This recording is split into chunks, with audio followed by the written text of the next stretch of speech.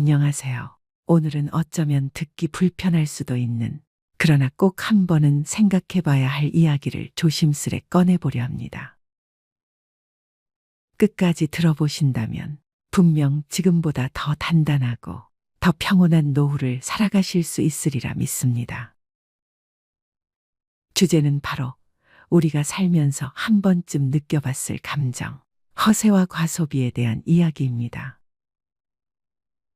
혹시 이런 적 있으신가요? 오랜 친구와 점심을 먹는데 갑자기 이런 얘기를 합니다. 나 이번에 차 바꿨어. 벤츠로. 사위가 좀 도와줬지 뭐. 그 말에 웃으며, 야, 잘 됐네 하고 말은 했지만 마음 한쪽이 이상하게 뜨끔해졌습니다. 나는 평생 그렇게는 못 해봤는데, 나도 조금만 더 모아서 한 번쯤은 그런 차를 타볼 수 있었을까? 내가 너무 소심하게 살아온 건 아닐까? 그리고 생각이 이어집니다. 아니, 저 집은 도대체 얼마나 벌길래 저런 차를 몰 수 있지? 요즘 아파트 주차장에 내려가면 고급 수입차들이 참 많이 보입니다. 벤츠, BMW, 제네시스 같은 차들이 즐비하죠.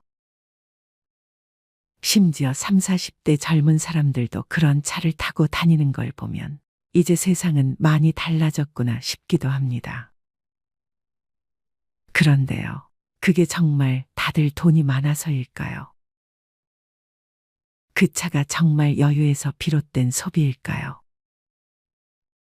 혹시 그 친구도 우리처럼 속에 뭔가 허전한 마음을 달래기 위해 크게 한번 지른 걸 수도 있지 않을까요? 오늘 이 시간은 진짜 부자와 허세 소비의 결정적인 차이, 그리고 우리가 꼭 알고 넘어가야 할 소득 대비 적정 소비 기준에 대해 이야기해 보려 합니다. 왜냐하면 요즘 너무 많은 분들이 자신도 모르는 사이의 과소비와 비교의 늪에 빠지고 있기 때문입니다.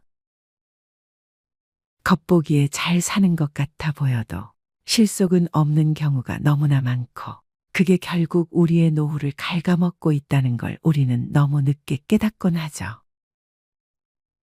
그럼 지금부터 그 깊은 이야기 속으로 천천히 걸어가 보겠습니다. 제가 아는 68세 김재순 어르신 이야기를 해볼게요. 재순 어르신은 은퇴 후 조용한 삶을 원하셨습니다. 아내와 함께 주택에서 텃밭을 가꾸고 주말이면 손주들을 위해 간단한 반찬도 만들어 보내시는, 그야말로 따뜻하고 소박한 노후를 살아가시는 분이셨죠. 그런데 동네 친구 중 한 분이 수입차로 바꾸면서 분위기가 조금씩 달라지기 시작했습니다. 야, 너 아직도 10년 된 차 타고 다녀? 요즘은 다 벤츠 탄다. 나는 손주들 데려다 줄 때도 체면이 있잖아. 이젠 나도 좀 폼나게 살아보려고. 말은 웃으면서 했지만 마음속엔 뭔가 뜨끔한 기분이 들었죠. 그래서 재순 어르신도 처음엔 고민하셨습니다. 나도 나이 먹었는데 마지막으로 멋 좀 부려봐. 하지만 어르신은 결국 차를 바꾸지 않았습니다. 왜일까요? 내가 벤츠를 타면 앞으로 5년은 허리띠를 졸라매야 하거든. 그런데 그렇게 산다고 해서 내 인생이 멋있어질까? 나는 오히려 조용하고 편안한 지금이 더 좋아. 그 말이 마음에 오래 남았습니다. 우리 세대는 차를 일하러 가기 위한 도구로 여겼습니다. 일감 실은 트럭, 식구 태우는 봉고차, 겨우겨우 마련한 중고 승용차. 그런데 요즘은 달라졌습니다. 차는 단순한 이동수단이 아니라 자기 과시의 수단이 되어가고 있습니다. 고급 수입차, 특히 벤츠나 BMW 같은 브랜드는 내가 이만큼 성공했어, 나는 이런 차를 탈 수 있는 사람이야 라는 무언의 메시지를 담고 있죠. 그걸 모를 리 없는 우리는 괜히 그 차를 보면 작아지는 기분이 듭니다. 나만 시대에 뒤처지는 거 아냐. 이 나이쯤 되면 나도 한 번쯤은 타봐야 하는 거 아냐. 그런데요, 그 차를 탄다고 해서 마음이 채워질까요? 하버드 대학교 심리학 연구에 따르면 과소비는 감정의 보상 행동이라고 합니다. 쉽게 말해 일상이 행복하지 않은 사람들이 그 허전함을 소비로 메운다는 것이죠. 우리도 그런 경험 있지 않나요? 삶이 무료하고 외롭고 허전할 때 괜히 홈쇼핑에서 필요도 없는 물건을 주문하거나 시장 가서 충동적으로 반찬을 사기도 합니다. 그게 누적되면 점점 큰 소비로 이어집니다. 남들은 요즘 다 호텔 뷔페 간다더라. 골프 안 치면 대화가 안 돼.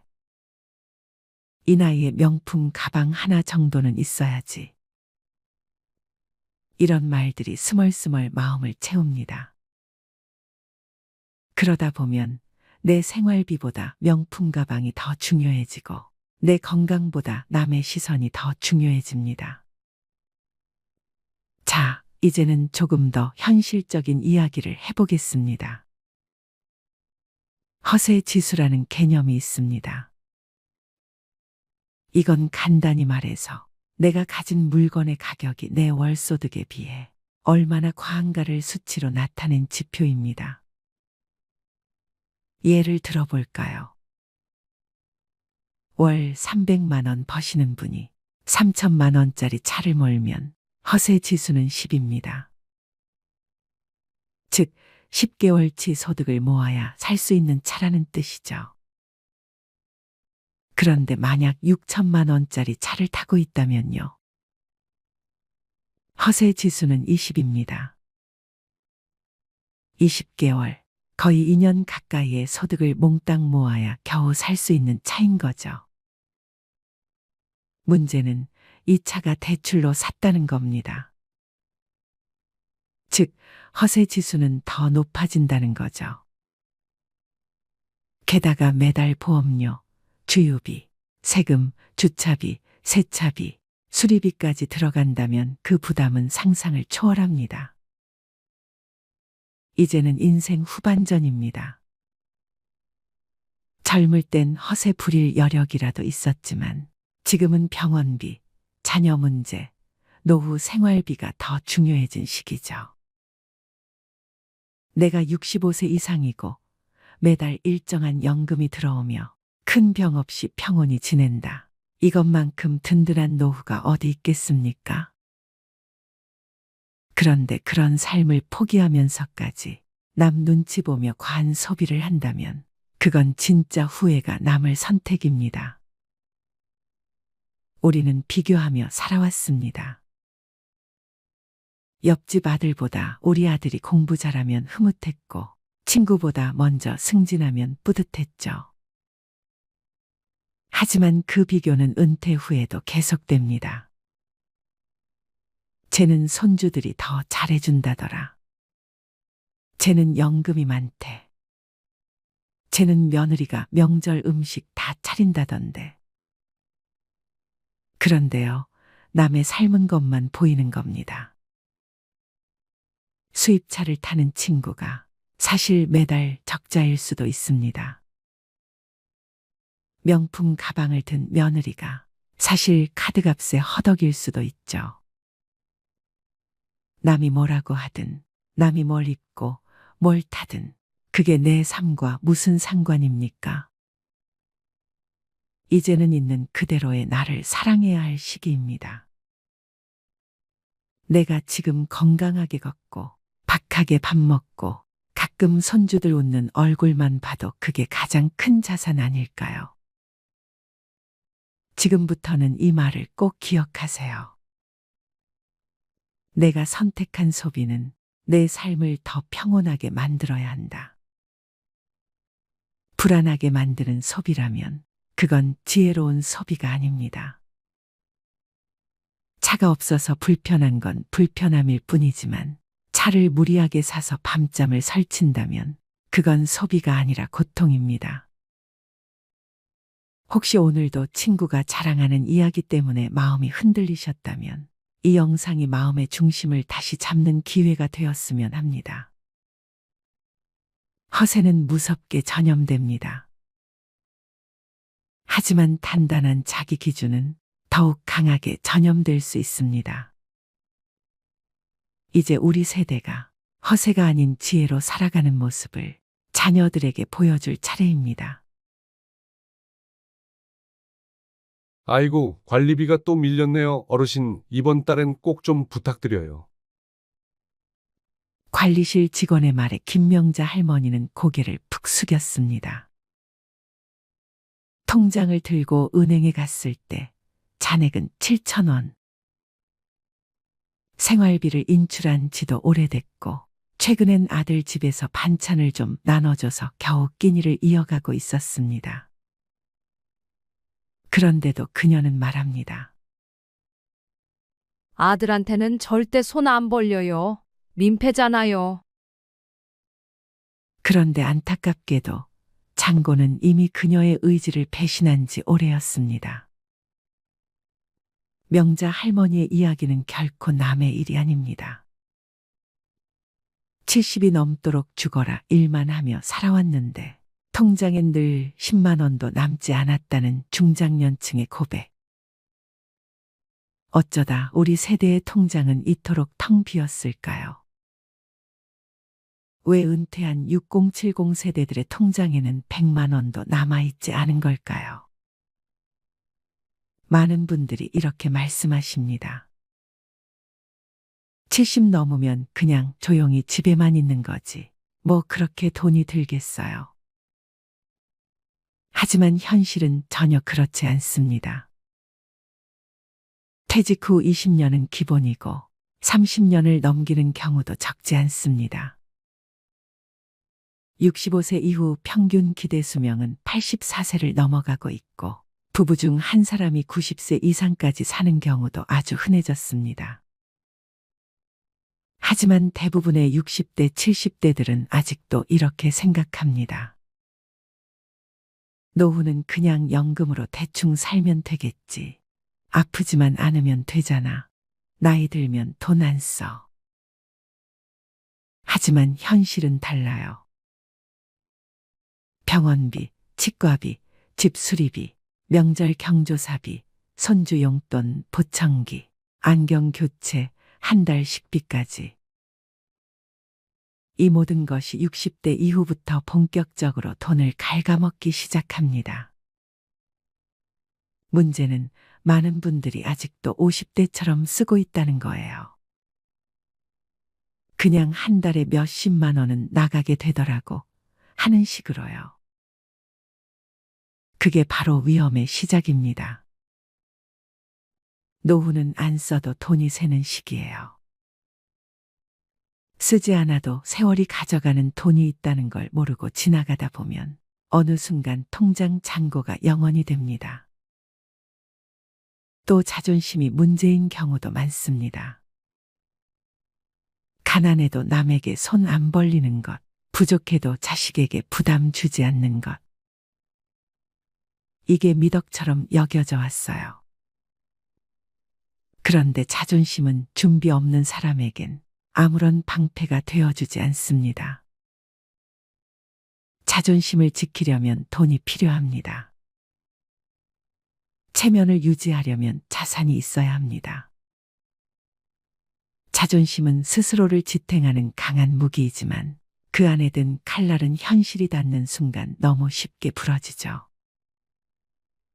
그러니 자존심이 강한 분일수록 더욱더 철저한 준비가 필요합니다. 그런데 놀랍게도 그런 분들이 나는 괜찮아 하며 대비를 등한시합니다. 결국 통장에 100만 원도 없는 채로 병원 앞에서 고개를 떨구게 되는 겁니다. 그리고 또 하나, 자식이 있으니까 괜찮다고 믿는 겁니다.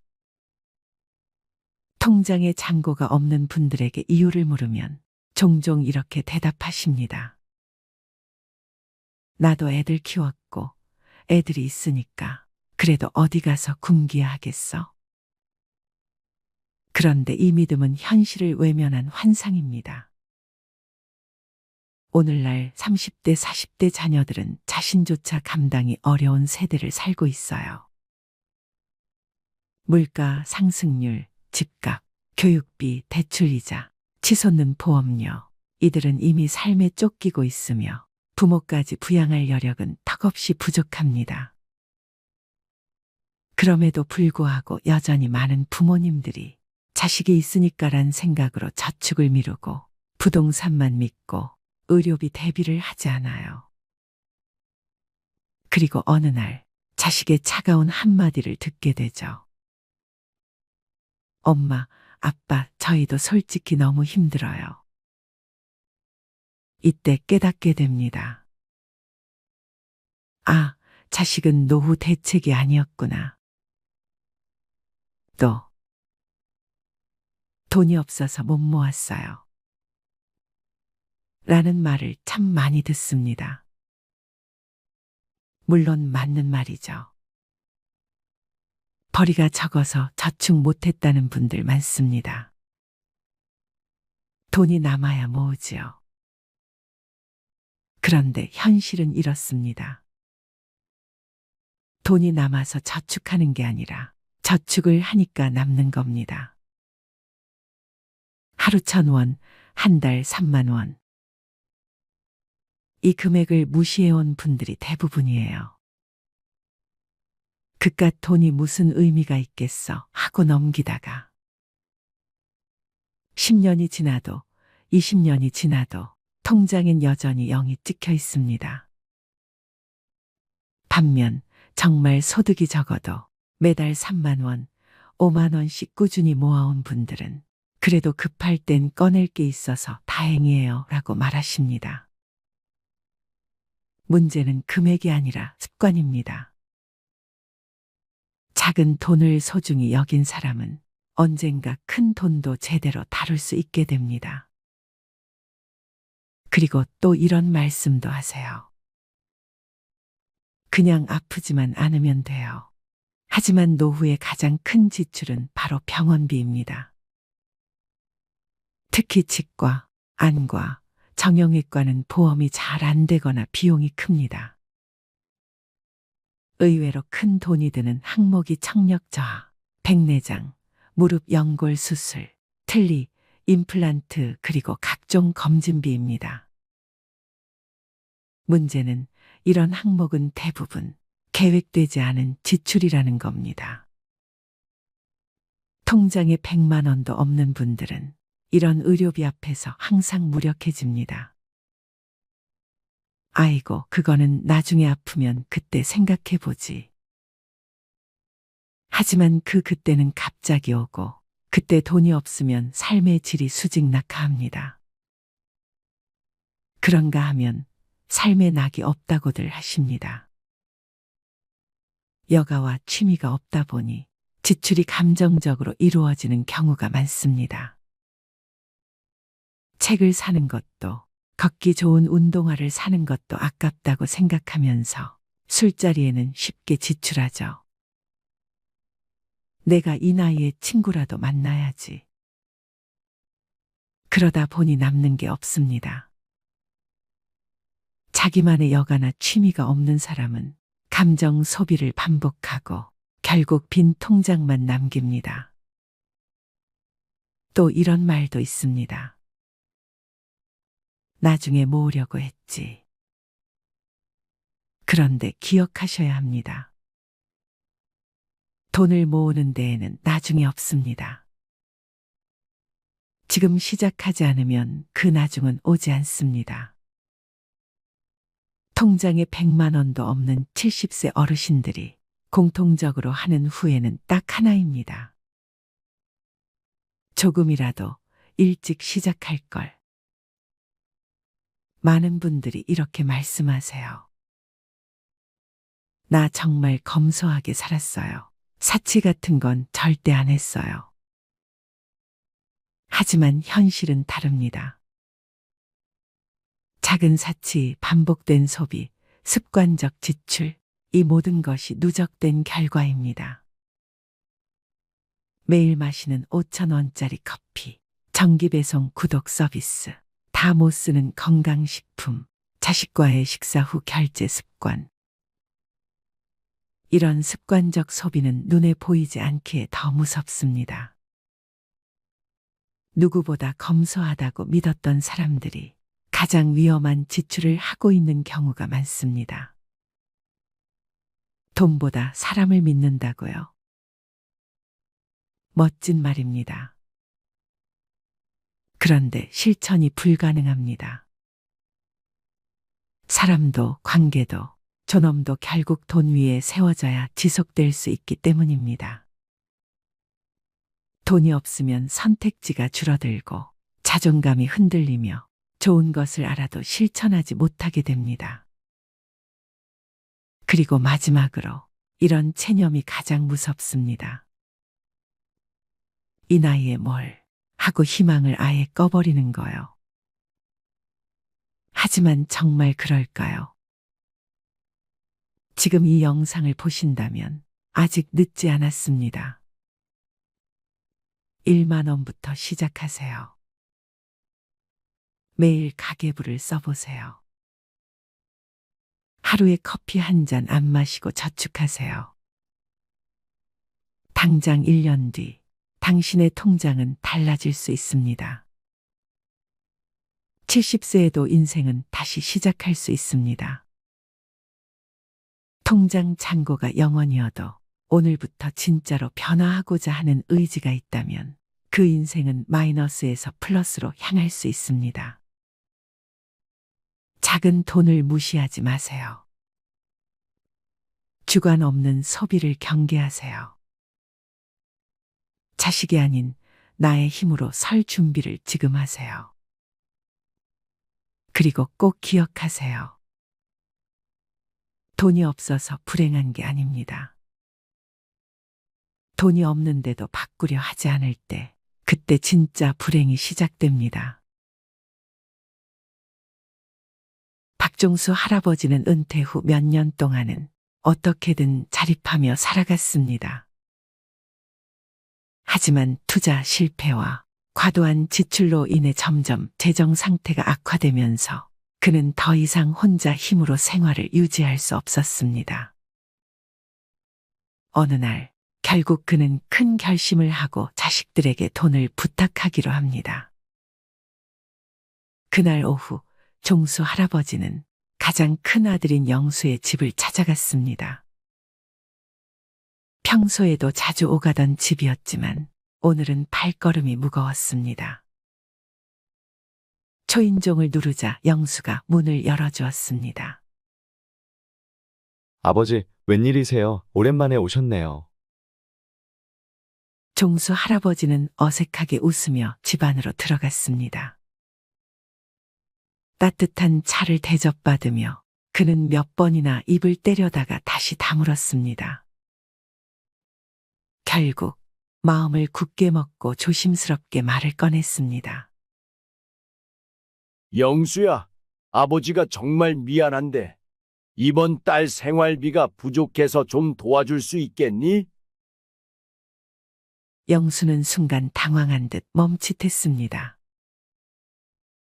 그는 이미 가정의 생계를 위해 열심히 일하고 있었고 아이들의 교육비와 각종 생활비로 부담이 컸기 때문입니다. 그러나 아버지를 외면할 수는 없었습니다. 네, 아버지, 얼마나 필요하세요? 종수 할아버지는 잠시 머뭇거리다 조심스럽게 말했습니다. 한 50만 원 정도면 될 것 같구나. 급한 건 다 해결하고 나면 갚을 수 있을 거야. 영수는 깊은 한숨을 내쉬며 알겠습니다. 아버지, 제가 이번 달은 좀 빠듯하긴 한데 어떻게든 해볼게요. 라고 대답했습니다. 그날 밤 종수 할아버지는 집으로 돌아와 마음이 착잡했습니다. 자식에게 손을 벌린다는 것이 자존심에 큰 상처를 입혔고 자신이 얼마나 비참한 처지에 놓여 있는지를 실감했습니다. 그는 눈물로 젖은 베개를 끌어안고 잠을 이루지 못했습니다. 며칠 후 딸 영희에게도 같은 부탁을 해야만 했습니다. 그는 딸의 집에 방문하여 손녀와 함께 시간을 보내다가 어렵게 입을 열었습니다. 영희야, 아빠가 정말 미안한데 생활비가 좀 부족해서 말이다. 내가 조금 도와줄 수 있을까? 영희는 놀란 표정을 감추지 못했습니다. 아빠, 무슨 일이세요? 요즘 많이 힘드신가 봐요. 그녀는 아버지의 손을 잡고 걱정스러운 눈빛으로 물었습니다. 그래, 영희야. 아빠가 좀 어려운 상황에 놓였단다. 이번 달만 좀 도와주면 안 될까? 영희는 눈물을 참으며 물론이에요, 아빠. 제가 어떻게든 마련해 볼게요. 라고 말했습니다. 종수 할아버지는 자식들의 얼굴을 보며 더욱 마음이 무거워졌습니다. 자식들에게 짐이 된다는 사실이 그를 괴롭혔고 그는 자신이 잘못된 결정을 내렸음을 후회하며 자책했습니다. 자식들에게 손을 벌릴 때마다 그는 더욱 비참해졌고 그들에게 부담을 주는 자신의 처지가 너무도 서글펐습니다. 이렇게 박종수 할아버지는 말년에 자식들에게 돈을 부탁하며 비참한 나날을 보냈고 자식들은 그런 아버지 때문에 힘들어했습니다. 그는 자식들에게 미안함과 고마움을 동시에 느끼며 자신의 실수로 인해 가족 모두가 고통받고 있다는 사실에 깊은 후회를 했습니다. 종수 할아버지는 자식들에게 손을 벌린 이후 자신의 과거를 돌아보며 많은 후회를 하게 되었습니다. 그는 젊은 시절에 많은 잘못된 선택을 했다는 것을 깨달았습니다. 특히 몇 가지 지출은 그의 재정 상황을 악화시키는 큰 원인이었습니다. 첫째로, 종수 할아버지는 젊었을 때 친구들과의 술자리에 많은 돈을 썼습니다. 그는 술을 좋아했고 친구들과 어울리는 것을 즐겼습니다. 매주 금요일 저녁마다 그는 친구들과 함께 술집에 가서 밤늦게까지 술을 마셨습니다. 그때는 재미있고 즐거운 시간이었지만 그렇게 쓴 돈이 한 달, 한 해를 넘어가며 상당한 금액이 되었음을 나중에야 깨달았습니다. 그는 그 돈을 저축하거나 투자했다면 지금과는 다른 상황이었을 것이라고 후회했습니다. 둘째로, 종수 할아버지는 무리한 모임과 회식에 큰 돈을 썼습니다. 회사에서 중요한 자리나 회식이 있을 때마다 그는 자신이 적극적으로 나서서 계산을 하곤 했습니다. 후배들과 동료들에게 좋은 인상을 주고 싶어 했기 때문입니다. 그는 자신의 지갑을 열며 후배들에게 인심을 베푸는 것이 당연하다고 생각했지만 그로 인해 쌓인 비용은 그의 재정에 큰 부담이 되었습니다. 셋째로, 종수 할아버지는 가족 여행에 많은 돈을 썼습니다. 그는 가족들과의 추억을 만드는 것이 중요하다고 생각해 자주 여행을 떠났습니다. 해외여행도 여러 번 다녀왔고 국내에서도 좋은 숙소와 맛있는 음식을 즐기기 위해 아낌없이 돈을 썼습니다. 물론 가족들과의 추억은 소중하지만 그로 인해 재정적 여유가 사라진 것을 후회했습니다. 넷째로, 그는 고급 소비품에 많은 돈을 썼습니다. 명품 가방, 고급 시계, 최신 전자기기 등을 사면서 그는 일시적인 만족감을 느꼈지만 나중에 그것들이 자신의 삶에 얼마나 큰 영향을 미쳤는지 깨닫게 되었습니다. 특히 명품 소비는 주변 사람들에게 자신을 과시하기 위한 것이었지만 그로 인해 큰 금액이 낭비되었습니다. 마지막으로 종수 할아버지는 자식들에게 과도한 지원을 했습니다. 자식들이 결혼할 때, 집을 장만할 때, 심지어 손자들의 교육비까지 그는 아낌없이 지원했습니다. 자식들을 도와주는 것이 부모의 당연한 역할이라고 생각했지만 그로 인해 자신의 노후 자금을 마련하지 못했다는 것을 후회했습니다. 이렇게 종수 할아버지는 자신의 과거를 돌아보며 많은 후회를 했습니다. 그는 자식들에게 부담을 주지 않기 위해 신중하게 재정 관리를 했어야 했다는 것을 깨달았습니다. 나이 들수록 돈은 줄고 소비는 줄여야 한다는 말, 머리로는 알면서도 정작 카드 명세서를 보면 한숨부터 나오는 분들이 많습니다. 나는 그렇게까지 안 썼는데, 별거 안 했는데 왜 이렇게 빠져나갔지? 사실 노후의 가난은 돈이 없어서가 아닙니다. 무의식 중에 반복하고 있는 소비 패턴이 당신의 노후를 잠식하고 있는 겁니다. 특히 오늘 이야기할 9가지 소비는 6070세대, 즉 소비를 줄여야 할 시기에 오히려 집착하고 있는 지출 항목들입니다. 당신의 삶에도 이 9가지가 들어와 있다면 지금부터라도 정리가 필요합니다. 첫 번째, 명절 선물, 체면이라는 이름의 낭비. 나이 들수록 체면을 지켜야 한다는 생각이 강해집니다. 명절이 되면 아무도 시키지 않아도 비싼 한우 세트, 과일 상자, 건강식품을 고릅니다. 그래도 어른인데 이 정도는 해야지. 며느리 친정에도 뭔가 보내야지. 하지만 체면은 지갑에서 나갑니다. 그리고 그 체면을 지킬수록 약값을 미루고 전기요금을 걱정하는 현실이 찾아옵니다. 체면은 빚내서 유지할 게 아닙니다. 체면은 내 형편에 맞게 절제하는 어른에게서 납니다. 진짜 품위는 덜 써도 존중받는 사람이 될 때 생깁니다. 두 번째, 여행, 탈출인가, 회복인가. 이 나이에 언제 또 가보겠어. 이 말 한마디에 항공권을 결제하고 내 인생인데 한 번쯤은 하며 여행 패키지를 끊습니다. 하지만 여행은 갔다 오면 끝입니다. 추억은 남을지 몰라도 카드값은 더 오래 남습니다. 게다가 여행은 습관이 되면 중독됩니다. 또 가야겠다. 안 가면 허전해. 문제는 여행이 회복이 아닌 회피가 되는 순간부터 노후는 무너지기 시작한다는 점입니다. 지속 가능한 삶은 감정이 가라앉은 상태에서 가도 되는 타이밍에 가는 여행이어야 합니다. 세 번째, 옷. 과거의 멋이 현재의 짐이 될 때. 나도 이 정도는 입어야지. 할머니라고 아무 옷이나 입나. 나이 들어도 멋지고 싶은 마음 당연합니다.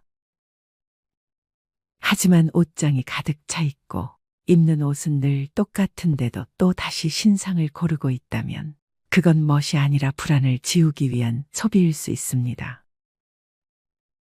노년의 멋은 비싼 옷이 아니라 단정함에서 시작됩니다.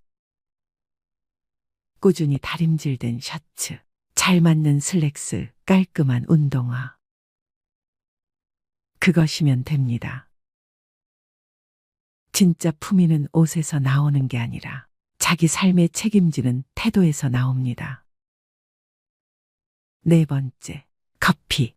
하루 한 잔은 괜찮을까? 퇴직 후 할 일 없는 하루의 시작은 늘 커피 한 잔으로 열립니다. 집에 커피 믹스가 있어도 굳이 테이크아웃 한 잔을 사야 하루가 시작된 것 같은 기분이 듭니다. 하루 4,000원. 한 달이면 12만 원. 1년이면 144만 원입니다. 그거 아껴서 얼마나 모으겠어? 그렇게 말하는 순간 매달 반복되는 작은 구멍이 노후 재정을 서서히 잠식합니다. 여유는 커피로 사는 것이 아니라 관계와 일상 속에서 길러야 할 감정입니다. 돈 들여 위로받는 습관은 결국 더 큰 허기를 남깁니다. 5번째, 택시, 편함의 이름으로 무너지는 근력. 한 정거장 거리도 걷기 싫어집니다. 힘들잖아. 택시 타면 편하지. 그런데 이상하게 이 편함은 갈수록 더 많은 불편함을 부릅니다. 걷는 횟수가 줄어들수록 무릎은 더 약해지고 심장은 더 나빠집니다. 택시비는 그 자체로도 문제지만 움직이지 않는 대가로 찾아오는 병원비는 그보다 훨씬 비쌉니다. 노후의 편안함은 무조건적인 편리함이 아니라 내 몸이 스스로 움직일 수 있는 자유에 있습니다. 6번째, 손주를 위한 지출, 사랑이라는 착각. 손주가 온다 하면 마트부터 갑니다. 과자, 장난감, 옷, 용돈까지. 그래도 할머니인데 뭐라도 해줘야지. 그렇게 매달 10에서 20만 원씩 쓰면서도 정작 자신은 라면으로 끼니를 때웁니다. 그런데 손주는 과자나 돈보단 할머니가 해준 이야기와 밥을 더 오래 기억합니다. 사랑은 사는 것이 아닙니다. 시간을 함께 보내는 것, 함께 눈을 맞추는 것이 진짜 사랑입니다. 지갑이 아니라 마음으로 손주를 대하세요. 7번째, 경조사비, 관계라는 이름의 강요. 친구 아들 결혼이라는데 다들 10만 원 낸다더라. 나만 5만 원 하면 이상하게 보이겠지. 경조사비는 기준이 없습니다. 그래서 더 어렵습니다.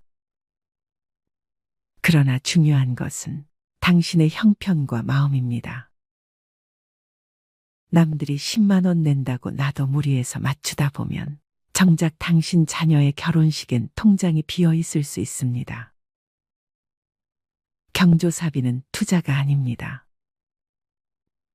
돌려받지 못할 수도 있습니다. 그래서 더욱 신중하고 절제 있게 써야 할 지출입니다. 8번째, 건강식품. 건강은 사는 게 아니다. 이거 먹으면 혈압 내려간대요. 간에 좋다니까 한번 먹어보려고요. TV, 유튜브, 카톡, 곳곳에서 들려오는 기적의 약들. 하지만 정작 병원에서는 별 효과 없습니다 라는 말만 돌아옵니다. 건강은 한 알로 회복되는 것이 아니라 식사, 수면, 운동, 스트레스 관리라는 기본에서 회복됩니다. 믿음으로 삼킨 알약이 당신의 노후를 지켜주지 않습니다. 건강은 소비가 아니라 생활입니다.